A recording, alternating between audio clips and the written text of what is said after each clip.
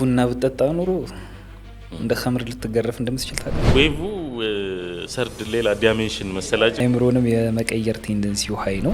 አሉ ሌሎች መጽሐፎችም በጊዜው ኸሊፋ ነበሩ፣ የእስላሙ ወኪል ነው። ኤአይን ደግሞ አስበው፣ ከኤአይ ጋር ያለን ሪሌሽን አንቀበልም አሉ ነው። በጣም ከባድ ሪያክሽን። ፎቶውን ፕሮፋይል አረክ ማለት በቃ በረሱላ ሰለም ጊዜ አልተጠቀሙትም። ማይክል እስቲ ቺን መጠጥ ሞክሯት። ሜዳውኛ ቢሆን ኖሮ ስራ ፈቶች ፔቲሽን አሰባሰቡ። አሁን ኤአይ ላይ የምንደመመው አይነት መደመም ነው ያለው። መጀመሪያ ኡለማ ሲያይኩ ለመጠየቅ አይደል፣ አብሮት ፎቶ ስለመነሳት። ሰላም አለይኩም ወራህመቱላሂ ወበረካቱ። እንግዲህ ጊዜያችንን ጠብቀን በሙባረክ ፖድካስት ተገኝተናል። ዛሬም እንደተለመደው አዲስ እንግዳ ይዤላችሁ መጥቻለሁ። የዛሬ እንግዳዬ እንግዲህ ብሩክ ነው። ብሩክ ጥሬን አክብረ ስለመጣ በጣም አመሰግናለሁ። እንኳን ደህና ቆይ። መርሐባ። ስለዚህ ራስን በማስተዋወቅ እንጀምራለን። እሺ፣ ስሜ ብሩክ ፍቃዱ ይባላል። በሙያዬ ፉድ ፕሮሰስ ኢንጂነር ነኝ። እንዲሁም ፋይናንስ ላይ ሰራለሁ። በማኔጅመንት ሁለተኛ ዲግሪ አለኝ። አሁን አመል ማይክሮ ፋይናንስ ላይ የማርኬቲንግ ኃላፊ ሆኜ እየሰራው ነው። ማሻአላህ። ዛሬ እንግዲህ የሚገርም ቆይታ ይኖረናል ብዬ አስባለሁ። ጥሩ ሀሳቦችን በደንብ እናነሳለን። ወሳኝ ሀሳቦችን እናነሳለን። በተለይ ደግሞ ስልጣኔ፣ እስላምና ስልጣኔ በሚለው ጉዳይ ላይ ጥሩ መልእክቶችን የምናስተላልፍ ይመስለኛል። ኢንሻአላህ። መጀመሪያ እስቲ ከፕሪንቲንግ እንጀምር። እስቲ ከፕሪንቲንግ በፊት የያዝነውን ቡናማ እንዴት ነው? ዛሬ ከቡና እንጀምር። ቆንጆ ቡና ነው። ከ600 ዓመት በፊት ቡና ብትጠጣ ኑሮ እንደ ኸምር ልትገረፍ እንደምትችል ታውቃለህ። እንዴት? ከ600 ዓመት በፊት ኦልሞስት በኡስማን ኸሊፋ ዘመን ላይ ቡና ያው ዲቤት ነበረበት በይነል ዑለማ፣ በዑለሞች መካከል ብዙ እንትኖች ነበሩበት፣ ኺላፎች ነበሩበት እና ግራንድ ሙፍቲዎቹም በሰዓቱ የነበሩት አቋም እስኪይዙ ድረስ ቡና ላይ በጣም ሪስትሪክሽኖች ነበሩ። በጣም ከፍተኛ የሆነ ሪስትሪክሽን ነበር። አንደኛ አያውቁትም ነው። ቡና ያው ኢትዮጵያ ውስጥ ነው እንትን የተባለው። ከዛ ከከፋ ነው ወደ የመን የመጣው። የመኒዎቹ ሞር በደንብ አዶፕት አድርገው ወደ ሚድል ኢስት አስፋፉት። ወደ ዩሮፕም እንትን ያሉት እነሱ ናቸው በደንብ ያስፋፉት። አስሉ እዚህ ነው የተገኘው፣ እዚህ ነው። ግን የመኖቹ ናቸው በደንብ ክሬዲት የሚሰጣቸው ይባላል። ከዛ በኋላ ኦቶማን ላንድ ላይ ይሄ ቡና ከተስፋፋ በኋላ ምን ተፈጠረ? ዑለሞች እየተጠራጠሩ ነበር የሚጠጡት ቡናን። በቃ ያነቃቃቸዋል፣ ተመችቷቸዋል ምናምን። ግን እንደ ባህሪ ደግሞ ቡናን የሚጠጡ ሰዎች ባህሪ የዑለሞች ባህሪ አልነበረም። በቃ እንደ ካፌ ምናምን አይነት ቦታዎች ላይ ሰዎች እየጠጡ ሀሜትም አለ፣ ወሬም አለ፣ ጨዋታም አለ። እንደዚህ አይነት ቦታዎች ላይ ስለነበረ የሚቀርበው ይህ መጠጥ ዑለሞች ፈትዋ በሚጠየቁበት ሰዓት ላይ ውዝግብ ውስጥ ገብተው ነበር። ከዛ አንድ አሊም ናቸው አቋም እንዲይዙ ያደረጓቸው። ወደ ሀጅ ላይ ያሉ የሆኑ ወጣቶች ካባ ኮርነር ላይ እንትን ይጠጣሉ። ቡና ሲጠጡ ያያቸዋል። ተደብቀው ነው የሚጠጡት ካባ አካባቢ ምናምን ስለሆነ። ከዛ ዑለሞች የአሊም ይሄዱና ቼክ ያደርጓቸዋል እነዚህን ወጣቶች። እንዴ ምንድነው የምትጠጡት ምናምን ሲሏቸው ቡና እየጠጡ አገኟቸው። ከዛ ያው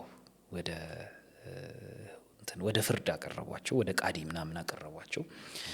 ያኔ ጥናት ምናምን ተካሄደ ቡና ላይ እና ዑለሞቹ ይህ ነገር አይምሮን የሚቀይር ነገር ነው ብለው በቃ ልክ እንደዛ አይምሮንም የመቀየር ቴንደንሲው ሀይ ነው እና ይሄ በነገራችን ላይ ሜንስትሪም ላይ የነበሩ ሙስሊሞች፣ ኤክስትሪም ሳይድ ላይ ያሉ ሙስሊሞች ሀሳብ አልነበር። ሜንስትሪም ላይ የነበሩ ትልልቅ ዑለሞች ነበሩ በቡና ጉዳይ ላይ ትልልቅ ሀሳቦችን ሲሰጡ የነበረው። እንደውም ግብጽ ላይ ደግሞ በቃ ቡና ሲጠጣ ምናምን የተገኘ ሰው ልክ የኸምር አይነት ሩሊንግ ነበረ እንትን የሚልበት ሊገርፍ እንዲህ ነው እንጠጣው ቡና ሊያስገርፍ ይችል ነበር። 70 ምናምን እንጠጣ ነበር እና ከዛ እንዴት እንደተፈታ ልንገር ጉዳዩ። ሐራም ነው ብለው ደግሞ ማያምኑ ዑለሞች አሉ። በቃ ሐራም በቃ ይጠቀሙታል። ግን ይሄ ነገር አይምሮን የሚቀይር ነገር አይደለም፣ አነቃቂ ነገር ነው። እንደውም በጣም ጥሩ ሀሳብ አለው ብሎም ያስቡ አሉ። በዚህኛው ደግሞ ኤክስትሪም እንደውም ቡና ሐራም አይደለም፣ እንደውም ቡና ቢድአ ነው ያሉ ዑለሞች ነበሩ። ቢድአ ነው ያሉት ያው ወደ የመን ቅድም ሄደ ብለናል ነበር። የመን አካባቢ የሱፊ ጠሪቃ በደንብ ነበር ብለው ያስባሉ። እና እነሱ አዝካር ላይ ምናምን በደንብ ለመቆየት ስለሚጠቀሙበት የሃይማኖት ሪቹዋል ውስጥ ገብቷል ተብሎ ኮንሲደር ይደረግ ስለነበረ እንዲሁም ይሄማ ቢድአ ነው ብለው ያስቀመጡ ዑለሞች አሉ። ወደዛኛው አዲም ስመጣለ ምን ፍርድ አገኙ? ሰበሰቧቸው መጀመሪያ ዑለሞቹን ሐራም ነው ያሉ ዑለሞችን። በነገራችን ላይ ሞክረውት አያውቁም። እነዚህ ሐራም ነው ብለው ያስቡ ዑለሞች ቡናን ሞክረውት አያውቁም። ያው በቃ ከሀሳቦቹ ከምናምን ተነስተው ነው ሐራም ያሉት። ሰበሰቧቸውና ዛሬ በዲን ጉዳይ ላይማ በደንብ መወያየት አለብን አሉ። አሪፍ አይዲያዎችን ማንሳት አለብን ብለው በቡና ጉዳይማ አላሏቸውም። በዲን ጉዳይ ነው የምናወራው አሏቸው። ከዛ መሀል ላይ እንትን አሉ። ያው በቃ ማታ ረጅም ሰዓት ስለሚያቆየን የኡማው ጉዳይ እስቲ ቺን መጠጥ ሞክሯት፣ እኔ ቤቴ ነው ቺን ነገር ማፈላት ሞክሩ ብሎ ሰጧቸው። ሁሉም አሊም እሷን እየጠጣ አልተጠራጠረም፣ ቃዋ እንደሆነ አያውቅም። ከዛ በኋላ አሪፍ የሚባል ውይይት ተወያዩ። በቃ ምርጥ የሚባል ውይይት ያቺን ቡና እየጠጡ ከዛ መጨረሻ ላይ ጠዋት ሱቢ ላይ ምናምን ማታ እኮ የጠጣችሁት ቃዋ ነው አሏቸው። ቡና ነው የጠጡት አሏቸው እነዚህ ሁሉ አሊሞች። ከዛ በኋላ ነው ያ የቡና እንትን የተሰበረው ይባላል። ከዛ በኋላ በቃ ሐራም አይደለም። ደን እስከ ከ18ኛው ሴንቸሪ በኋላ እንትን ሆነ በደንብ ሙስሊሙ ላንድ ላይ አዶፕት መደረግ ጀመረ። መርሐባ። ስለዚህ ቡና መጠጣት ይችላል።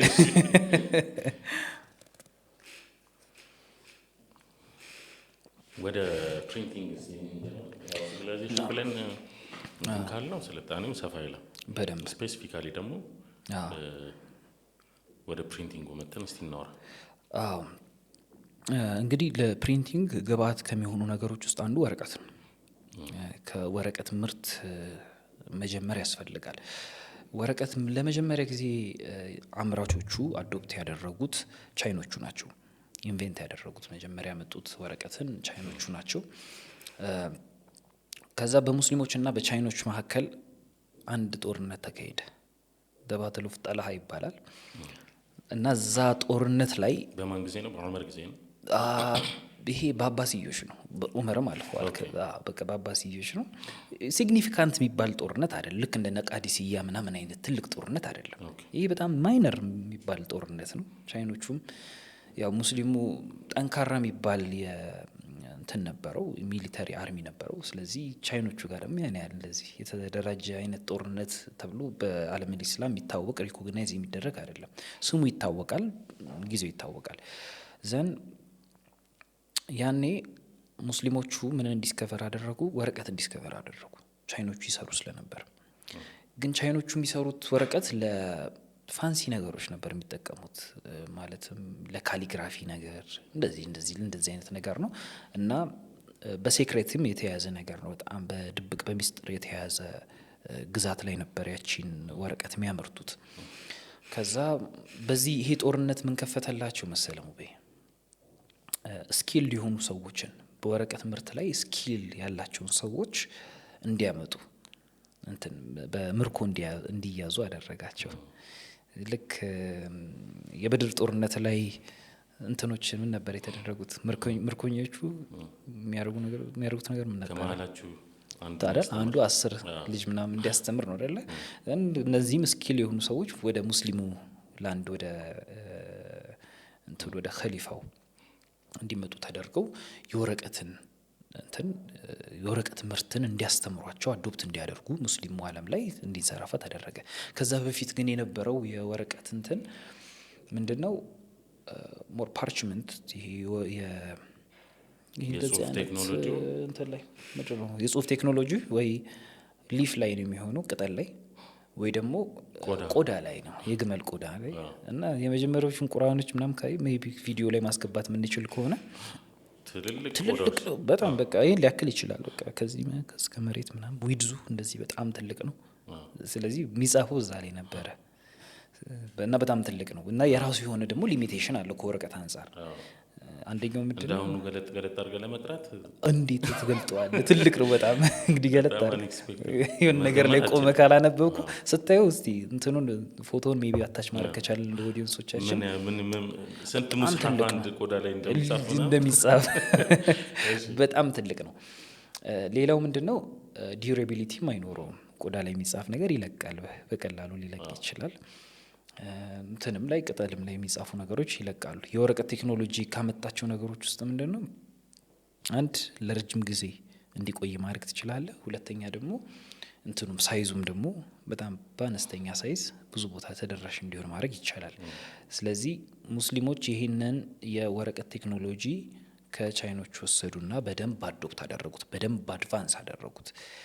ከእነሱ ውስጥ አንድ ለታክስ ስርዓት ይጠቀሙበት ነበር፣ የመንግስት ስርዓት ውስጥ ይገባ ነበር። ከዛ በፊት እንዲህ አይነት ነገሮች እንዲህ አይነት ልምምዶች አልነበሩ። በቃ የሆነ ነገሮች ምዝገባ ላይ ወይንም ደግሞ ጽሁፍ ላይ የሚደረጉ ነገሮች ለተወሰነ አገልግሎት ብቻ ነበር የሚውሉት። የሆነ ዶክመንት እንዳይጠፋ ፕሪዘርቭ መደረግ ያለበት ነገር ካለ ምናምን ሀሳቦችን ለመበተን የዑለሞችን ሀሳብ ለሰዎች ለማድረስ ወረቀት በጣም ከፍተኛ የሆነ አገልግሎት ነበረው። ሌላው ሙስሊሞች ካመጡት ኢንቬንሽን ውስጥ ከወረቀት ጋር ተገናኝቶ ባይንድ ማድረግ እንደ መጽሐፍ ማለት ነው። አሁን ጎኑን ከጠረስከው ምን ሆነ? መጽሐፍ ሆነ ማለት ነው። ስለዚህ እቺን የመሰደርም ቴክኖሎጂ እዚሁ ላይ እንትን አሉ፣ ወደዚህ መጡ። ከቻይኖቹ ወስደው ማለት ነው። ከቻይኖቹ ወስደው በደንብ አድቫንስ አደረጉት። የተለያዩ ቦታዎች ላይ እንዲደርስ አደረጉ። የፔፐር ማኒፋክቸሪንግ ብዙ ቦታዎች ላይ ወደ ባግዳድ፣ ሶሪያ፣ እነዚህ ዳማስከስ፣ ወደ ካይሮ እነዚህ አካባቢዎች ላይ የፔፐር ማኒፋክቸሪንግ በደንብ ተንሰራፋ። አሁን ይሄ እንግዲህ ለአውሮፓዎቹ ዳርክ ኤጅ የምንልበት እድሜ ነው። ዳርክ ኤጅ ነው። ወረቀት አያውቁ ከ1200 ዓመት በፊት ምናምን ማለት በጣም ዳርክ ኤጃቸው ላይ ነው። ይሄ ማለት ኦልሞስት 10ኛው ሴንቸሪ ላይ ነው ወረቀት ኦልሬዲ ኢንቨንት የተደረገው በሙስሊሞቹ በደንብ አዶፕት የተደረገው። ከዛ ወደ ፕሪንቲንጉ ስንመጣ ዓለምን ኢስላም ቀዝቀዝ ማለት ጀመረ። እስካሁን ጽሁፍ ነው፣ በእጅ ነው የሚጻፈው። ፕሪንት በእጅ ነው። ቴክኖሎጂው መጥቶ ከዛ በኋላ በእጅ ነው የሚጻፈው። ግን በጣም ብዙ ነገሮችን አቀልሏል። ማሽን ምናምን እንትኑ ገና ነው። ማሽን አልመጣም። ከዛ ወደ ፕሪንቲንጉ ሲመጣ እንዴት ነው የመጀመሪያው ፈርስት ክሩሴድ ከሙስሊሞቹ ጋር ያደረገው ጦርነት ላይ አውሮፓዎቹ ለመጀመሪያ ጊዜ ወረቀትን ባይናቸው ማየት ቻሉ፣ የመጀመሪያው ክሩሴደሮች። ስለዚህ ሲያዩ እና ደግሞ የተለያዩ ሪኮንኪስታዎችም ነበሩ ማለት እንደ አዲስ ተቆጣጠሯቸው። አንዳሉሲያን፣ ሳይፍረስ ምናምን እነዚህ የሚባሉ ትንንሽ፣ በሳይፍረስ አንዳሉሲያ ትልቅ ነው፣ ሳይፍረስ ትንንሽ ግዛቶች ናቸው። እነዚህም ቦታዎች መልሰው ሲቆጣጠሯቸው ሙስሊሞቹ ጋር የነበረ ደግሞ አድቫንስድ የሆነ ደግሞ ቴክኖሎጂ አለ። የመጀመሪያው የቻይኖቹ ወረቀትና ሙስሊሞቹ አድቫንስ አድርገው ያመጡት ቴክኖሎጂ በጣም ይለያያል። አሰራሩን ነው መጀመሪያ የተማሩት ሙስሊሞቹ። አድቫንስመንቱ ላይ ግን ሙስሊሞቹ ናቸው የሰሩት። ቅድም እንዳልኩ ባይንድ የማድረግ እንትኑን ቲክነሱን የማስተካከል እነዚህ ነገሮች ሙስሊሞቹ ሰርተዋል። ስለዚህ ክሩሴደሮቹ ልክ ሙስሊሞቹ መጀመሪያ ቻይኖቹን ሲይዟቸው እንደሚያደርጉት ክሩሴደሮቹ ሙስሊሞቹን የወረቀት ቴክኖሎጂ የሚያውቁትን ሙስሊሞች በደንብ አድርገው ዩቲላይዝ ማድረግም ስለሚጠበቅባቸው እንትን አሏቸው፣ ወሰዷቸው። ስለዚህ ማይሞተው ምናምን ስኪል ያለው ሰው ነው። ስኪል በጣም መሰረታዊ ነገር ነው ለህይወት በጣም አስፈላጊ ነገር ነው። እና ስኪል ያለው ሰው እኮ ብዙ ጊዜ አይገደልም። የሆነ ስኪል ካለ አንተ እስኪ አሜሪካኖቹን ያቸው የሆነ ስለላ ምን ላይ የሆነች ነገር ካንተ ለመውሰድ ካለ በጣም አደገኛ ኮደር የምትለው ሰው ያገለውን ከገደልኩ ኦልሬዲ እውቀቱን ገደል ራሱ ከሙስሊሞቹ ነው። በቃ የበድር ጦርነት ላይ ነበረ ነው። ምክንያቱም መጽሐፍ ማንበብ የሚችል ሰው ስኪል አለው። ስለዚህ እንዲያስተምር ተደረገ። ግን ነጻ ይደረግ ነበር። ስለዚህ ሙስሊሞቹም ጋር ክሩሴደሮቹ ያደረጉት አንዳሉሲያን መልሶ ሲቆጣጠሩ ይህንን የወረቀት ቴክኖሎጂ ከሙስሊሞቹ ስኪል ሊሆኑትን ወሰዷቸውና የበለጠ ጣሊያን ውስጥ ደግሞ በጣም አድቫንስ አደረገ ወረቀት። ምን ጨመሩበት መሰለ? ወተርማርክ ጨመሩበት አውሮፓዎቹ። ወተርማርክ ማለት በቃ ማን ያመረተው ምናምን የሚለውን ነገር እንጃ። ሜቢ አንዳንድ ቪዲዮዎች ምናምን ላይ የተኮነ ፊልሞች ላይ ልክ ወረቀቱን ብርሃን ላይ ስታደርገው ከታች እንትኑ ይታያል፣ አምራቹ ምናምን ይታያልና እኛ ነን የሰራነው። በቃ ወተርማርክ ጨመሩበት። ዘን ጆሐንስ ጉተንበርግ የተባለ ሰው አይ ቲንክ ያው ባይብልም ላይ የመጀመሪያው ባይብል እሱ ነው አይደል? የጉተንበርግ ባይብል ነው በፕሪንቲንግ ፕሬስ የተመረተው። አሁን እነ ጉተንበርግና በሰዓቱ የነበሩ ሌሎች የፔፐር ሚልን ኦውን ያደረጉ ሰዎች ፕሪንቲንግ ፕሬስን ማምረት እንትን ማለት አለብን፣ ኢንቨንት ማድረግ አለብን አሉ። ያ ምንድን ነው? ህትመት ቤት ነው በቀላሉ። ለምን ሰው አንድ አይነት ዶክመንት አንተ አንድ መጽሐፍ ከጻፍክ ምንድነው ልታደርግ የምትችለው? እኔ እንድጽፈው ነው የምታደርገው። ሰዎች ናቸው የሚጽፉት። ቁጭ ብለው በቃ መጽሐፉ ነው ያንን ሁሉ እንትን መጽሐፍ ነው። ስለዚህ እነ ጆሐንስ ጉተንበርግ ያደረጉት ነገር ምንድን ነው? አንድም መጽሐፍ ሌተር ምናምን አዘጋጅተውለት ለምን ኮፒ አናደርጉ? ኮፒ ነው የመጣው መጀመሪያ። በቃ ኮፒ ማለት ነው። ህትመት ማለት በነገራችን ላይ ኮፒ ነው። የመጀመሪያው ፕሪንቲንግ አሁን ላይ ማስ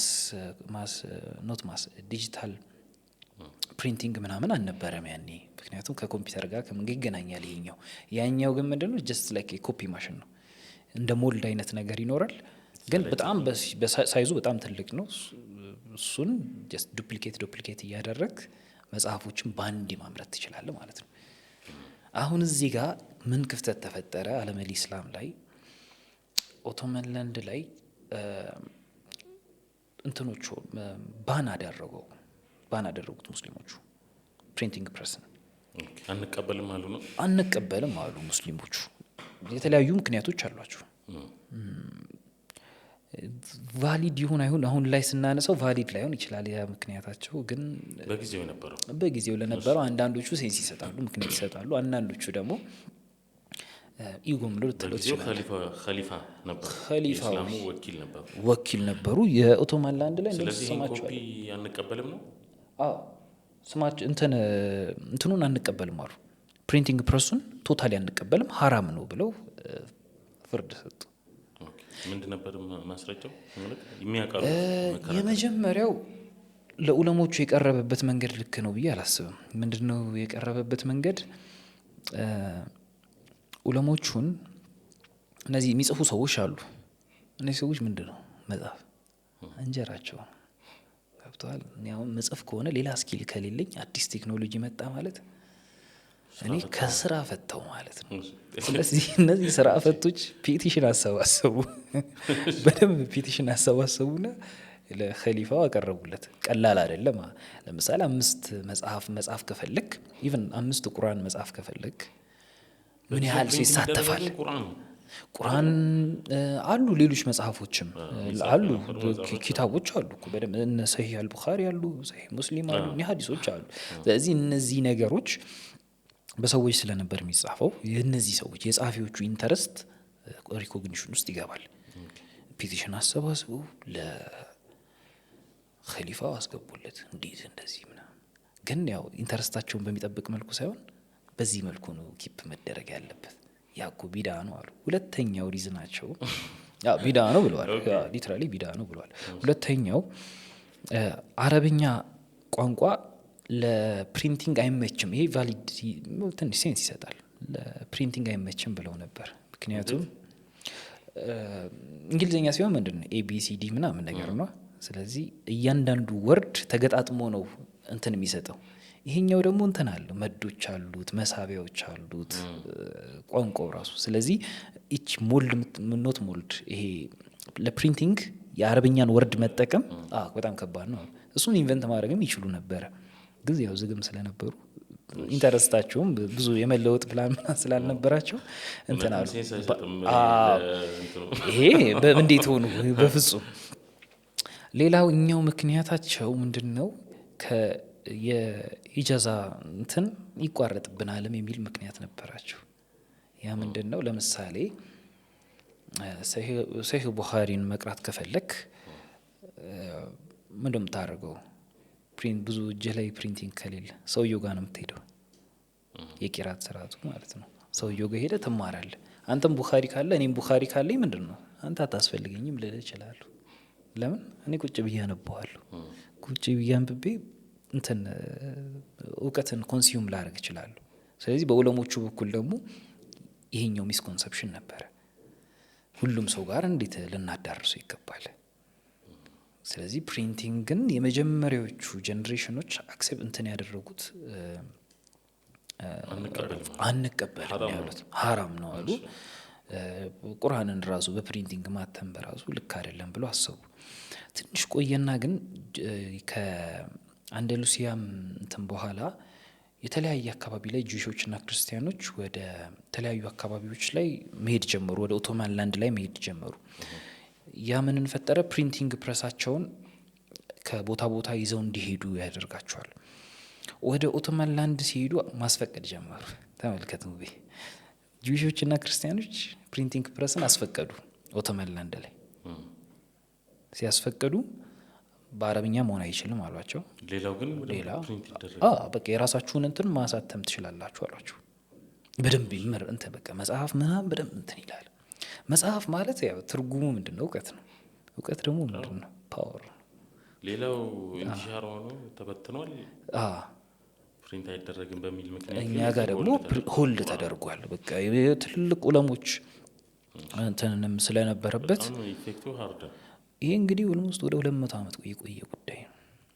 ከዛ በኋላ አንድ የሃንጋሪ ሰው ሰለመ። ኢብራሂም ሙተፈሪቃ ይባላል ይሄ ሰው እና ኦቶማን ላንድ ላይ ሄዶ እስልምናን አጥንቶ የሰለመ ሰው ነው። ከሰለመ በኋላ ለግራንድ ሙፍቲው ፕሮፖዛል ያቀርብላቸዋል። ያው ፕሮፖዛሉንም ጽፎ በነገራችን ላይ በእጅ ነው፣ በእጁ ጽፎ ነው ይዞ ሄደው ለሙፍቲው። ወረቀቱ አለ? አዎ በደንብ አለ። ሪፈረንስ አላቸው። በፕሪንቲንግማ ካቀረበላቸው በነገራችን ሊገደል ይችላል። ምክንያቱም ሱልጣን ሰሊም ደግሞ ከመጀመሪያው ሱልጣን በኋላ የመጣው ሁለተኛው ሱልጣን ሰሊም እንትን ብሏል፣ ኦልሬዲ አውጇል። ፕሪንቲንግ ፕሬስን እንትን ያለ ሰው ይገደላል። ሁክሙ በቃ ላይክ እንደ ሙርተድ ነው፣ ይገደላል ነው ያለው። ይገደላል ነው ያለው። ስለዚህ ኢብራሂም ሙተፈሪቃ ፕሮፖዛል ይዞ ይቀርባል ለግራንድ ሙፍቲው። ያኔ በሰዓቱ ለኦቶማን ላንድ ላይ ነበሩት ግራንድ ሙፍቲ ይዞላቸው ይቀርባል። ከቀረበላቸው በኋላ ዓለመል ኢስላም ምን ያህል ከስልጣኔ እንደራቀና በፕሪንቲንግ ፕሬስ መጠቀም ያለበትን ነገር መጠቀም እንዳልቻለ የሚያስረዳ ፕሮፖዛል ነው ይዞ የቀረቡ። በዚህ ሰዓት 20 ሚሊዮን ኮፒ መጽሐፍ አውሮፓ ላይ ታትሟል።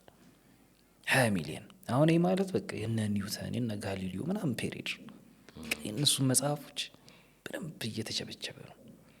እዚህ ጋር ደግሞ ሐራም ተብሎ በደንብ ታግዷል። ይህ ምን ይፈጥራል? በጣም ከባድ የእውቀት ክፍተት ይፈጥራል። ከባድ የሆነ ከእውቀት በጣም ማህበረሰቡ ዲታችድ ሆኗል። ስለዚህ ይህን ስለገባው የሃንጋሪ ሰው ነው፣ አውሮፓዊ ነው። ይህንን ሀሳብ ለሙፍቲው ያቀርብላቸዋል። ስለዚህ 3 ኮንዲሽኖችን አስቀመጡ ግራንድ ሙፍቲው በኢብራሂም ሙተፈሪቃ የእሳቸው ሪኮሜንዴሽን ነበርና የመጀመሪያው ምንም አይነት አረብኛ አይቻልም።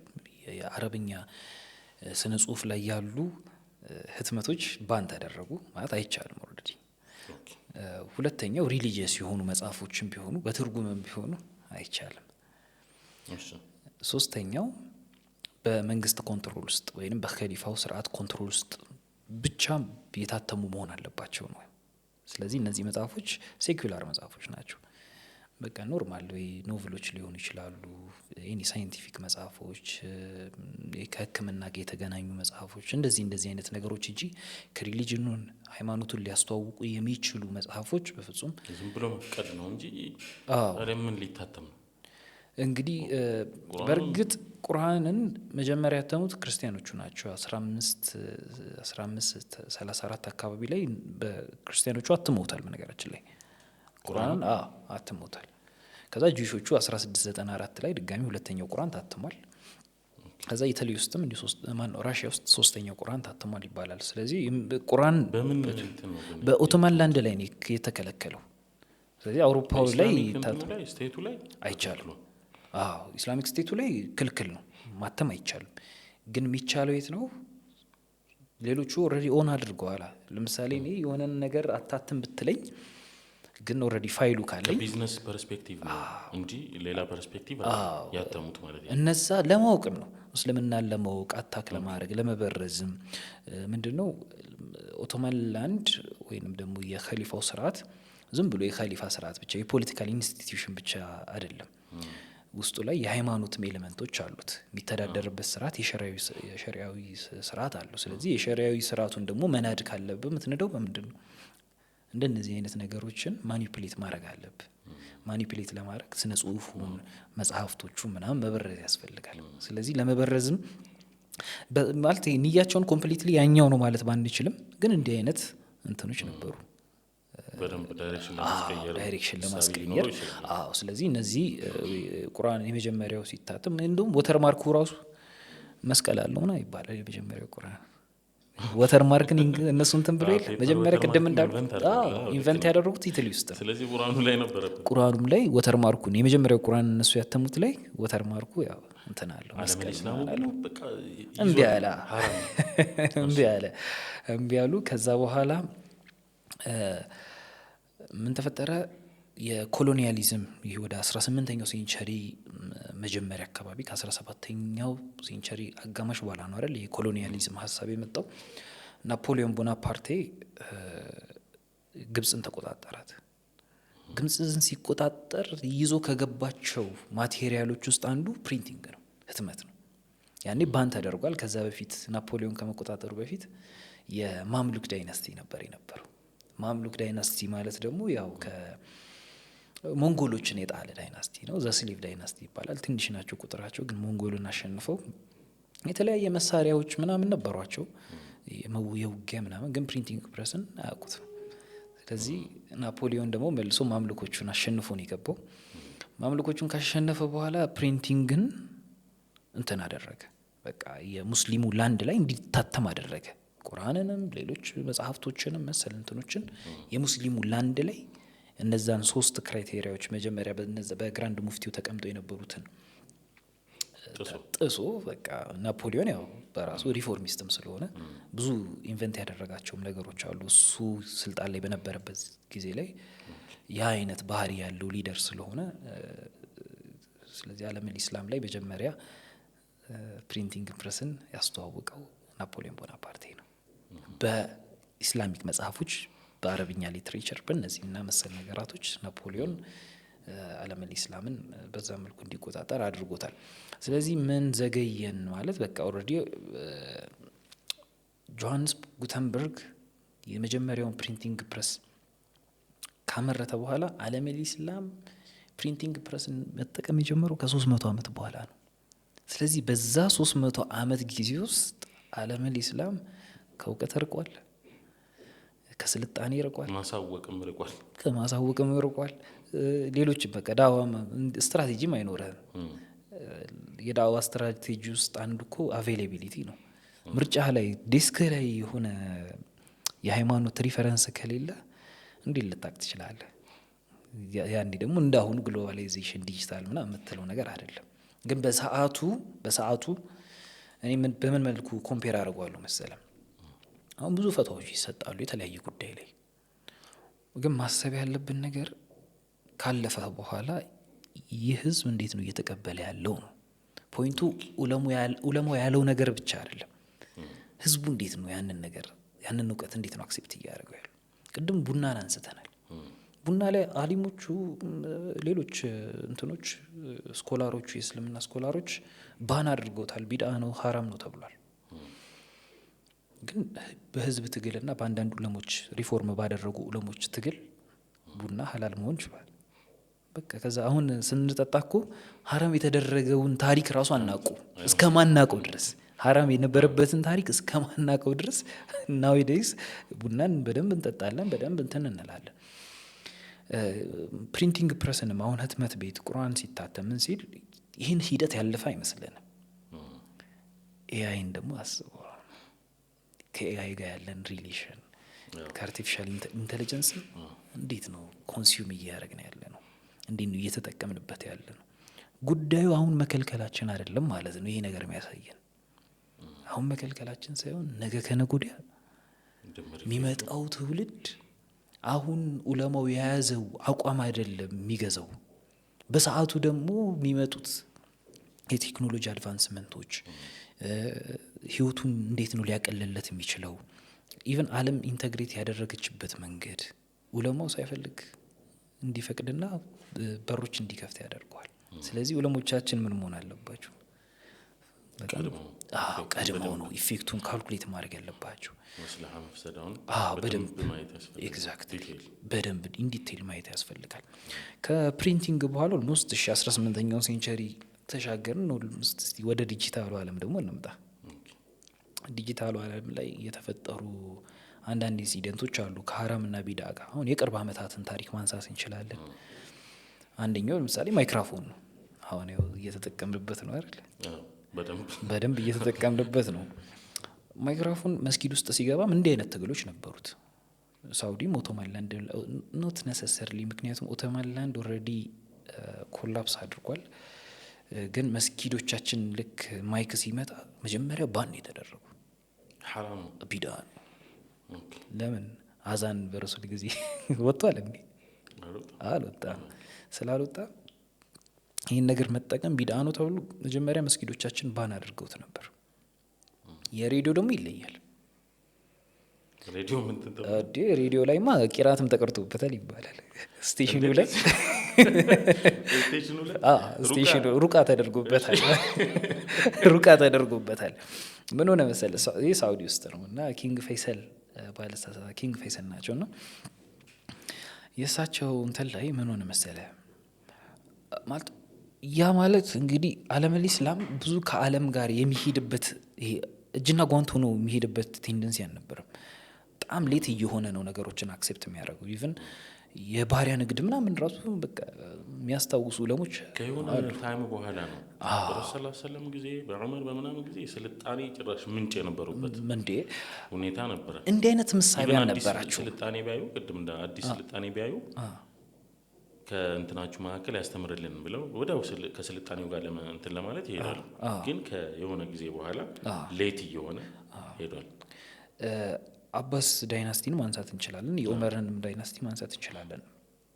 የእሳቸው የዑመር ኸሊፋ ጊዜ ላይ አሁን ባዛንታይንን እነዚህ ትልልቅ የከረንሲ ስርዓት የነበራቸው የስልጣኔ መገበያየት የቴክኖሎጂ በቃ አንድ ስልጣኔ የራሱ የሆነ ደግሞ ኤሌመንቶች አሉት እኮ በራሱ የሚማርበት እና እነዛ ኤሌመንቶች ላይ እነ ዑመር ከአረቢያ ምድር የሄደውን ነገር አይደለም እንትን የሚሉት። ለምሳሌ የከረንሲ ስርዓት ላይ በስርዓት ነበር የሚገበያዩት በእነሱ ከረንሲ ስርዓት። ከዛ በኋላ አድቫንስ እያደረጉ ነገሩን እያወቁት ሲመጡ እንትን አደረጉት። በቃ የራሳቸውን ከረንሲ ስርዓት መቀየር፣ ቴክኖሎጂ አድቫንስመንት መፍጠር ልክ መጀመሪያ ወረቀት ላይ እንደተደረገው ማለት ነው። ወረቀትን አሁን ሙስሊሙ ቢድአ ብሎ ቢቀበለው ኖሮ ያንን አይነት አድቫንስመንት አናመጣው። ግን ተቀብለን አድቫንስመንቱን ከሰራ ነው በኋላ ፕሪንቲንግ ላይ ግን ተሸወድ ባን አደረግ ነው። ወደ ሬዲዮ ላይ እንምጣ እንጂ ሬዲዮ ሩቃው ላይ ምን ሆነ መሰለ፣ ያው የሬዲዮ ቴክኖሎጂን አንደርስታንድ አላደረጉትም ነበር ዑለሞቻችን። እዚህ ጋር አሁን ዶክተር ጣሪቅ ረመዳን አንድ የሚለው ነገር አለ ራዲካል ሪፎርም የሚለው መጽሐፍ ላይ ዓለመል ኢስላም ራዲካል የሆነ ሪፎርም እንዲያመጣ ዑለማ ንሱስ እና ዑለማ አልዋቂ ይሄ ዋቂው ላይ ያሉት ዑለሞችና ዑለማ ንሱስ ቁርአንን ሐዲስን እነዚህ የሚተነትኑ ዑለሞቻችን እየታረቁለት ነው ይላል። አሁን ሁለቱም የራሱ አይነት ኤክስትሪም አለው። እዚህ ጋርም ያለው እዚህ ጋር አይገባም፣ እዚህ ጋርም ያለው ወደዚህ አይመጣም። ስለዚህ ሁለቱ ሲታረቁ ነው ራዲካል ሪፎርም ሊመጣ የሚችለው ብሎ ያስቀምጣልና ያ ነው ሀፕን ያደረገው። ምንድነው ዑለማ ዋቂ በቃ ዋቂውን የሚያውቁት ተጨባጩን ሊያውቁ የሚችሉ ኢንጂነሮችን ሬዲዮ ዌቭ ላይ ዌቭ ሌንግዝ ምናምን ፍሪኩዌንሲ እነዚህ ነገሮች አንደርስታንድ ታደርገዋለህ። ስለዚህ ዌቭ ሌንግዙ ምናምን አላውቁት እነሱና ዌቭ ሰርድ ሌላ ዳይሜንሽን ፈጠረባቸውና እንዴት አሁን እስኪ አስበው አንድ በቃ ልም ያለ ገጠር ውስጥ ምናምን በቃ ቂራት ውስጥ ምናምን የነበሩ ዑለሞቻችን ኦሎፍ ሰደን የሆነች ዲቫይስ አምጥተህ ቁጭ አድርገህባቸው ሲናገር ክቡ ሊሉ ይችላሉ። ጂን ነው ያሉት መጀመሪያ ጂን ነው ያሉት ጂን ነው አሉና ከዛ በቃ ሬዲዮ ስቴሽኑ ጋር አካባቢ ሄደን ሩቃ ማድረግ አለብን አሉ። እና ሰብሰብ ብለው ሄደው ሩቃ አደረጉ። ቢያዩ የሚወጣ ነገር የለም የሚጮህም ነገር የለም።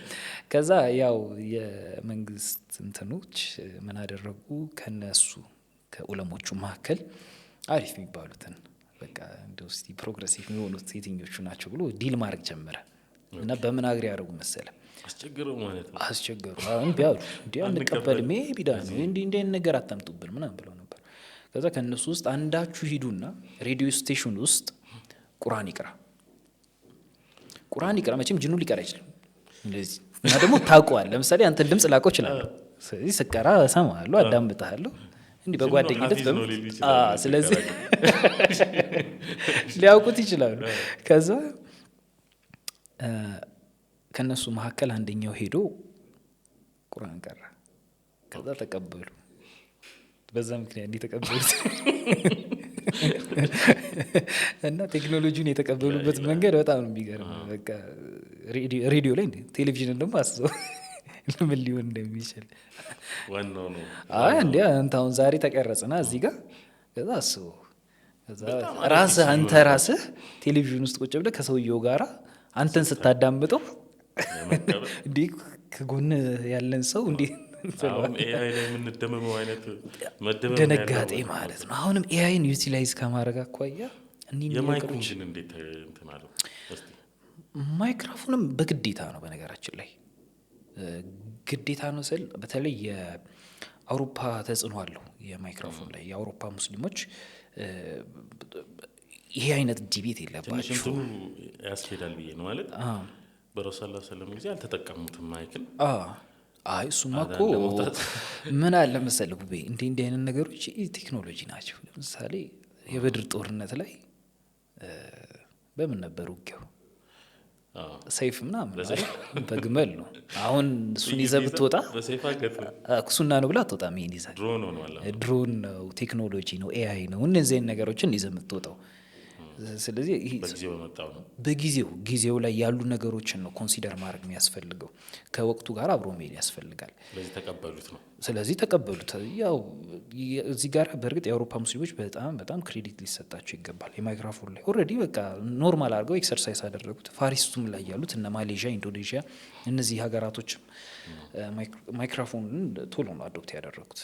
ስለዚህ ወደ አረቡ ዓለም ሲመጣ በነገራችን ኢትዮጵያም ላይ እንደዚህ አያቴ ይነግሩኛል እንደዚህ ነገር ማይክሮፎን ሲመጣ መጀመሪያ እንትን ነበር። ቅርብ ጊዜ ነው። ምክንያቱም እዚህ ጋር አውርተህ እዛ ጋር በጣም የሚጮህ ድምጽ እኮ ማለት እኮ እንዴት ነው ላልተማረ ማህበረሰብ በቃ መጀመሪያ ቴክኖሎጂን አንደርስታንድ ላላደረ ጅን ሊመስላችሁ ይችላል። እና ማይክሮፎንም በዛ መልኩ ነው እንትን ያሉት። አሁን ከዚህ ሁሉ ነገር ግን ምን እንማራለን? አሁን ፕሪንቲንግ ፕሬስ ላይ ይሄንን ቡና ላይ ይሄንን አይተናል። የተለያዩ ነገሮች በነገራችን ላይ ይሄንን እንደዚህ አይነት እርከኖችን አልፈዋል። እንግዳ የሆኑ እኛ ሀገር አሁን ህዝቡ ላይ ፕራክቲስ እየተደረገ የተለመዱ ነው በደንብ። አሁን የቅርብ ዓመታት ታሪኮችን እኔ ለምሳሌ ፎቶግራፍን ልናይ እንችላለን። ይሄ ፈትዋ ምናምን የምሰጥበት አይነት ፕሮግራም አይደለም። ምክንያቱም እኔ እዛ ላይ እንትን ተመልካቾቻችንም በደንብ እንዲረዱና ሂስትሪ ነው እያወራን ያለ ነው። እንደዛ ነው። የዲን ከፈትዋ እንትን ጋርም ይገናኝ አይደለም። ኦልሬዲ ያለፍንበት ነው። አሁን ፕሪንቲንግን ለምሳሌ አንስተን ሀረም ቢዳ የሚል ሰው በነገራችን ላይ ማይክሮፎን ላይ ስቲል እንትኖች አሉ።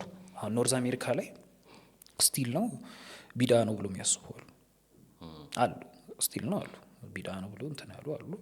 ግን ኤኒሃው throughout the time አንዳንድ ጉዳይ ላይ በቃ ጊዜው ራሱ እኮ ፈትዋ እያሰጠክ ይሄዳል። ቅድም እንዳልኩ የቡናውም ላይ ፕሪንቲንጉም ላይ ወረቀትም ላይ እነዚህ ነገሮች በራሳቸው ሂደት ስለሆኑ ሂደቱ ላይ ከመጠቀም ውጭ ምርጫ ስለሌለ እየተቀበሉ ይሄዳሉ። የኛ ነገር ታሪክ የፎቶን ብታነሳ እንደዛ ነው። ሂደት ነው እንጂ ያመጣው መጀመሪያ ሲመጣ ምን ነበረ? በጣም ከባድ ሪያክሽን። ፎቶን ፕሮፋይል አረክ ማለት በቃ በጣም ከባድ ነበረ። ምክንያቱም እንደውም የቅርብ ጊዜ ታሪክ ነው። ፎቶ፣ ቪዲዮ፣ ቴሌቪዥን እንዴት ነበሩ? ግን አሁን ላይ ኩዌስችን አይደረግም። በቃ ሰዎች ሄደው ከኡስታዞች ከኡለሞች ጋር ራሱ ሄደው ፎቶ አላቸው ሰዎች። አሁን አንድ አሊምን ስታገኝ መጀመሪያ ላይ የሚመጣለት የአሁኑ ጀነሬሽን ቁጥር በደረሰ ቁጥርና በደንብ በተብላላ ቁጥር የአሁኑ ጀነሬሽን ስታየው እንዴት ነው? መጀመሪያ ኡለማ ሲያይ እኮ ለመጠየቅ አይደለም አብሮት ፎቶ ስለመነሳት ነው የሚያሱ። ጄንዚ የምትሉት ቶሎ ፖስት አድርጎ ዛሬ እንደውም እንትን ሊያካብድም ይችላል እኮ ፍሬያማው ውይይት አድርገን ነበር እንደዛ ሊል ይችላል። ሶ እነዚህ ነገሮች ምን ያስተምሩናል? ሁለት አይነት ኤክስትሪም አለ ይላል ያሲር ቃዲ። ብዙ ሪፈረንሶቹን ከሱ ነው የወሰድኩትና የመጀመሪያው ኤክስትሪም ምንድን ነው? በጣም ዲን ላይ ይሄ ሙተደይን ሆነ ስፒሪቹዋል እንትናችን በጣም ከፍ ብሎ እነዚህ አይነት ነገሮችን ደሞር ባን ባደረግናቸው ቁጥር ስፒሪቹዋል ይሆንን ይመስለናል። አሁን በጣም ሚስኮንሰፕሽን ያለበት ጉዳይ ይሄ ነው። የሆነን ነገር ሀራም ማድረግ ስፒሪቹዋሊቲን ይጨምራል ብሎ ከማሰብ ጋር ሳንፈልግ ሊንክ ያደረግነው ጉዳይ ነው። ግን በፊቅህ እኮ እኩል ነው አይደል? እይታው ሀላል ነገርን ሀራም ማድረግ፣ ሀራም ነገርንም ሀላል ማድረግ እይታው እኩል ነው። በደሴም ነው። የሆነ ሀላል የሆነን ነገር መጥቼ ሀራም ነው ካልኩና ሀራምም የሆነን ነገር አምጥቼ ሀላል ነው ካልኩ እኩል ነው እይታው። የዲን እይታው ዘሴም ነው። ሩሊንጉ ዘሴም ነው። ግን እንደ ማህበረሰብም እየተጠቃን ያለንበት ነገር ምንድን ነው? የሆነን ነገር ሀራም ሲባል ላንተገብረው እንችላለን። ነገ ውጥረት ውስጥ ይከተናል። ከምንኖረው ዓለም ጋርም የሚያጋጭን ነገር እንደሆነ እያወቅን አንዳንዴ እየጣስን ነው ጭምር። ለምሳሌ የሆነ ነገር ሀላል ነው ብላ አስበህ ወይንም የኡለሞችን ቀውል ኖሮበት እያደረግከው ከሆነ የኡለሞች እንትን አለክ፣ ሪፈረንስ አለክ፣ ችግር የለውም።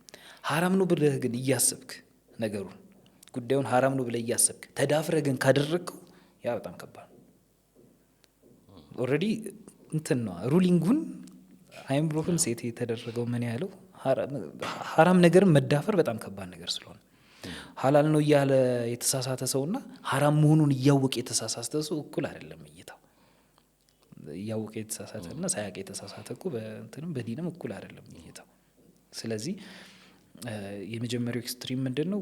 በዱንያ ጉዳዮች ላይ በቴክኖሎጂ ጉዳዮች ላይ የሚመጡ ጉዳዮችን በደንብ በንቃት ማየት ያስፈልጋል። በደንብ እንደውም ኦውን ከማድረግም ሊጀምር ይችላል። አንዳንድ ኢኖቬሽኖችን ቀድመን ኢኖቬት ማድረግ ሲገባ ቀድመ ኢኖቬት ላይ ውስጥ መገኘት ሲገባን ግን ወደ ኋላ እየቀረን ኢኖቬሽን ምን ይሰጣል? ፈጠራ ኮንትሮል ይሰጣል። ያን ነገር ኮንትሮል ታደርገዋለህ። ፌስቡክን ዛሬ የሆነ ሰው የሆነ ከዓለሚል ኢስላም የመጣ እውቀት ቢሆን ምንድነው ኮንትሮል ታደርገዋለህ። ለዛ እኮ ነው አሁን እኛ ፌስቡክ ላይ ሌሎች የሶሻል ሚዲያ ፕላትፎርም ላይ የሚገዙ ሰብአዊነትን ላይ ያተኮሩ ሀሳቦችን ራሱ ሼር እያደረግክ ባንድ ትደረጋለህ። የፓለስታይንን ጉዳይ እንደ ልብህ መፈትፈት አችልም። እንደ ልብህ ድምፅ መሆን አችልም። ለምንድን ነው? ኢኖቬሽኑ ያንተ አይደለም፣ ኮንትሮሉ ያንተ አይደለም። ሜዳው እኛ ቢሆን ኖሮ ግን ሜዳው ያንተ ቢሆን በደንብ ሰዎች ጋር መድረስ ትችላለህ። ያ ምንድን ነው? መጀመሪያ ፌስቡክን በነገራችን ላይ የሀራም የቢዳ ምናምን ሀሳቦችን አልፏል። ቲክቶክም ሲመጣ እንዲህ አይነት ነገሮች ነበሩበት። ሌትሊ ነው ዑለሞቻችን እየገቡ ሶሻል ሚዲያ ላይ እየመጡ ያሉት። ቀድሞ ግን ማን ነው አይ ቲንክ እዚህ ፕሮግራም ላይ እኮ ሜጥ ያለው ኡስታዝ አብዱራህማን ሜጥ ያለው ነገር ነበር አይደል? ዑለሞች ከፊት ነው መሆን ያለባቸው። ምክንያቱም ኮንትሮል ማድረግ ያስፈልጋል። ኮንትሮል ካላደረግከው ናሬሽን መስራት አችልም። የናሬቲቭ ፓወር በጣም ይደክማል። የናሬቲቭ ፓወር ደግሞ ደከመ ማለት ሀሳብ ለሰዎች አሰጥም። ሮንግ ናሬቲቮች ድምፅ አግኝተው ማህበረሰቡን ወደዛ ማድረግ ይችላሉ። ማንም አይ። ሁለተኛው ደግሞ ራዲካል ነን ብሎ የሚያስቡ ሙስሊሞችም አሉ። ይሄ ደግሞ ከዲን ጋር በጣም እንትን የሆኑ የዲን ሀሳቦችን የዲን ጉዳዮችን እንደ ኋላ ቀር እንደ ባክዋርድ የሚመለከቱ አሉ። ከራዲካል የሚመጣው ወይ ማን ነው ከኖርማል ከወርልድ የሚመጡት ነገሮች ሁሉ ትክክል ናቸው፣ ዲን ደግሞ ባክዋርድ ነው ብለው የሚያስቡ ሰዎች ደግሞ አሉ። ይህም መታረም አለበት። ለምን እስልምና የትኛውንም ቴክኖሎጂ የትኛውንም ስልጣኔ ማናገር የሚችል ፓወር ስላለው ነው። ልክ አሊጃ የሚሉት አንድ ሀሳብ አለ ኢስላም ቢትዊን ኢስት ኤንድ ዌስት ላይ ሲቪላይዜሽን ማለት ይሄ እንትንህን ለኤክስተርናል ኢንቫይሮንመንቱ የምትሰጠው ኢንቴሊጀንስ ነው ይላሉ። በቀላል እንግሊዝኛ በቃ ስናመጣው እንደዛ ነው የሚሉት። ለሚመጣው በቃ ኤክስተርናል ለሆነው ኢንቫይሮንመንት የምትሰጠው ኢንቴሊጀንስ ሲቪላይዜሽን ነው። ልክ ወረቀትን እንደሰጠው ማለት ነው። ወረቀትም ማነው እሱ የሰጠው? ኢንቴሊጀንስ እኮ ነው። አገኘኸው፣ አንተ ክሬት አላደረግኩም፣ ከዛ ኦን አደረጉት፣ ማኒፋክቸር አደረጉት፣ በጣም ይሄ ማለስለሻውን ቲክነሱን ምናምን አስተካከሉት። ከዛ ያን ኢንቴሊጀንስ ለኤክስተርናል ወርልዱ ሰጠ። ከኤክስተርናል ወርልዱም ደግሞ ያንን ኢንቴሊጀንስ መቀበልም ሲቪላይዜሽን ቦስ ሳይድ ማለት ነው። አንተ የምትሰጠው ማለት ስትቀበልም ደግሞ እንትን መሆን የለብህም። ኢጎ ሊያጠቃ አይገባም። አይ እኔ እንትኖች ከእንትኖች ጋር መመሳሰል ከኩፋሮች ጋር መመሳሰል ነው ይሄ ነገር እኮ ከእንትኖች ጋር እንዲህ መሆን ነው ምንላቸው ነገሮች አሉ። በተለምዶ እንግዲህ ተመልካቾቻችን እስካሁን የተከታተላችሁት በክፍል 1 ነበረ። በሚቀጥለው ሳምንት በክፍል 2 በተመሳሳይ መልኩ የምንመጣ ይሆናል። እስከዛው ድረስ ሰላም አለይኩም ወራህመቱላሂ ወበረካቱ።